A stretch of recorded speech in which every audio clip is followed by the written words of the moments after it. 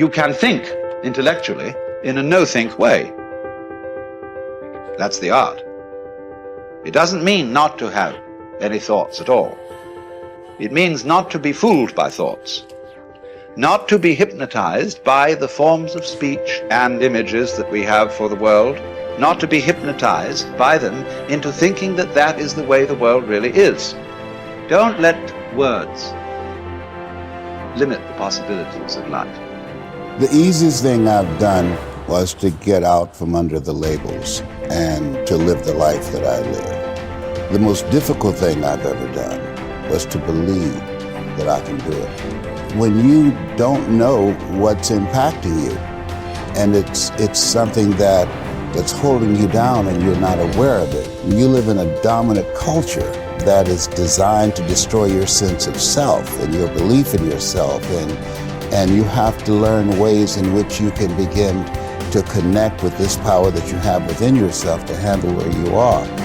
The key is to be constantly in a perpetual process of discovering the truth of who you are and fighting constantly to look for ways in which you can escape the inner conversation.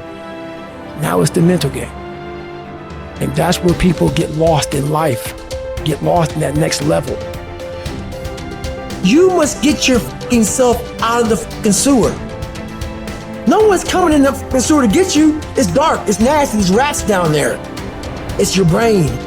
You are the only person that can pull yourself out. The easiest thing in the world to do is to complain. The easiest thing in the world to do is to be negative. It takes work to have a perspective that see things on the right side of the coin. You gotta fight for that. It takes work to show up every single day, and when things are not playing in our favor, to say, you know what, man, I'm gonna still show up, and I'm gonna give everything I got to it because I value what I'm a part of. It takes work to have the right perspective. Turn off things that can contribute to your fear. Turn a deaf ear to people that all they can do is talk about how negative things are because they have bought into the consciousness of the world. Start attending workshops, seminars, listening to tapes on a daily basis to begin to recondition your mind, to retrain your thinking. Faith comes by hearing and hearing and hearing. Listen to things that can empower you, that can enable you to create a new reality for yourself and a new life for yourself.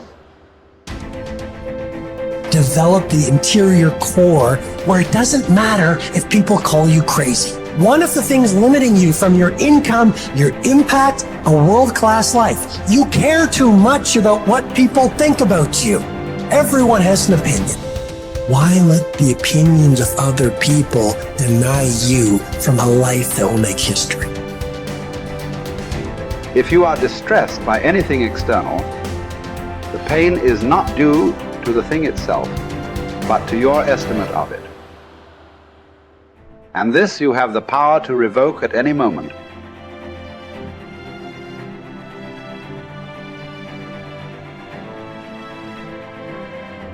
To Epictetus, all external events are determined by fate and are thus beyond our control, but we can accept whatever happens calmly and dispassionately. Individuals, however, are responsible for their own actions, which they can examine and control through rigorous self-discipline. Suffering arises from trying to control what is uncontrollable or from neglecting what is within our power. As part of the universal city that is the universe, human beings have a duty of care to all fellow humans. The person who followed these precepts would achieve happiness. If you choose, you are free. If you choose, you need blame no man, accuse no man. All things will be at once according to your mind and according to the mind of God.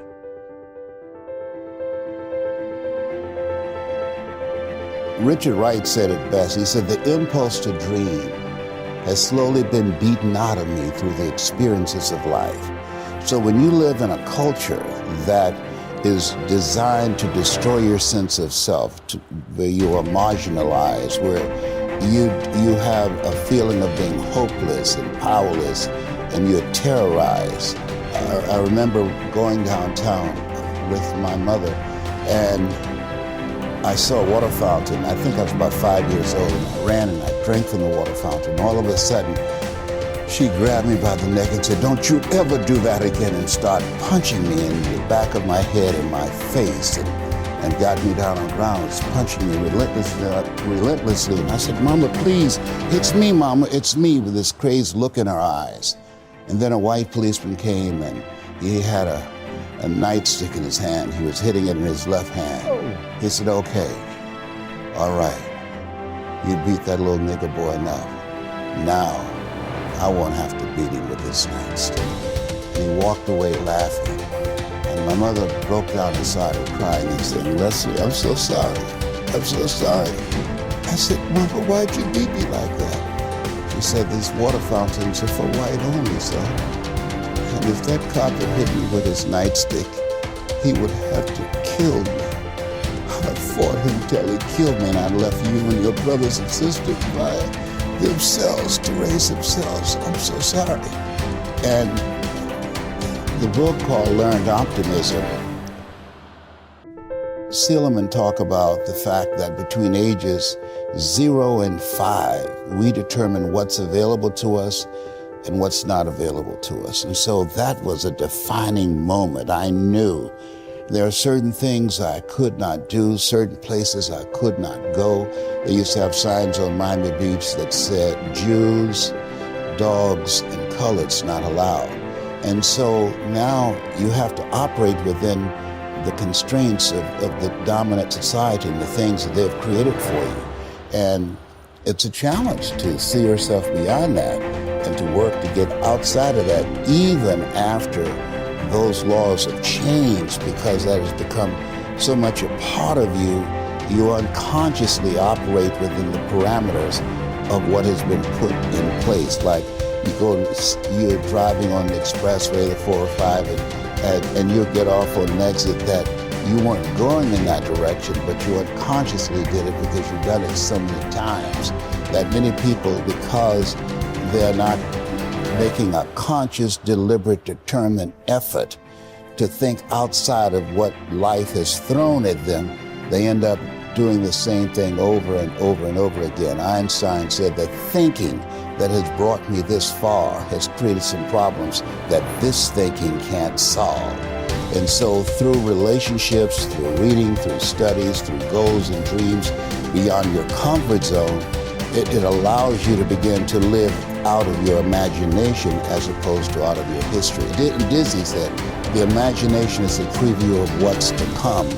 And so as a kid, I dreamed a lot about taking care of my mother. I used to go with her to work, to clean homes, and she kept up children, and she cooked for these wealthy families. My mother could bake a sweet potato pie so good you couldn't eat it with your shoes on. You had to take your shoes off so you could wiggle your toes. And I used to look at these big, beautiful mansions and said, "Mama, what is it, Leslie? When I become a man, I'm gonna buy you a big, beautiful home just like this."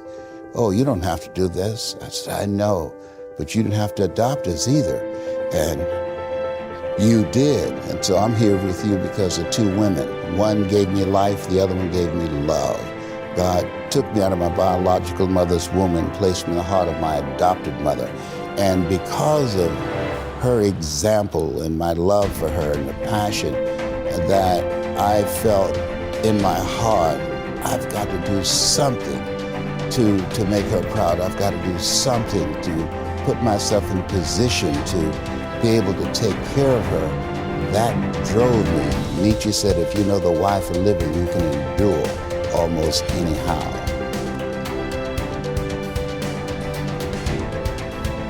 You journey to Olympia to see the work of Phidias. And each of you holds it a misfortune not to have beheld these things before you die.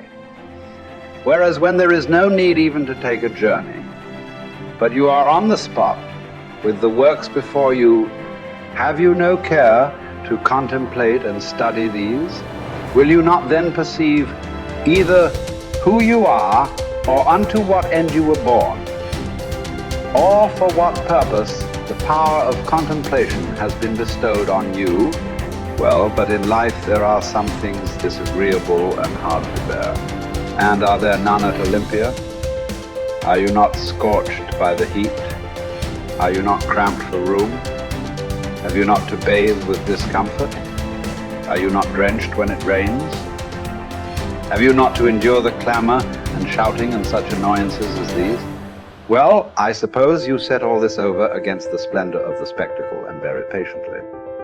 What then? Have you not received greatness of heart, received courage, received fortitude? What care I, if I am great of heart, for aught that can come to pass? What shall cast me down or disturb me? What shall seem painful? Shall I not use the power to the end for which I received it, instead of moaning and wailing over what comes to pass? If I show you that you lack just what is most important and necessary to happiness, that hitherto your attention has been bestowed on everything rather than that which claims it most, and to crown all, that you know neither what God nor man is, neither what good or evil is, why, that you are ignorant of everything else, perhaps you may bear to be told. But to hear that you know nothing of yourself, how could you submit to that? How could you stand your ground and suffer that to be proved? Clearly not at all. You instantly turn away in wrath. Yet what harm have I done to you? Unless indeed the mirror harms the ill-favored man by showing him to himself just as he is. Unless the physician can be thought to insult his patient when he tells him, friend, do you suppose there is nothing wrong with you? While you have a fever, eat nothing today, and drink only water, yet no one says, what an insufferable insult. Whereas if you say to a man, your desires are inflamed, your instincts of rejection are weak and low, your aims are inconsistent, your impulses are not in harmony with nature, your opinions are rash and false, he forthwith goes away and complains that you have insulted him.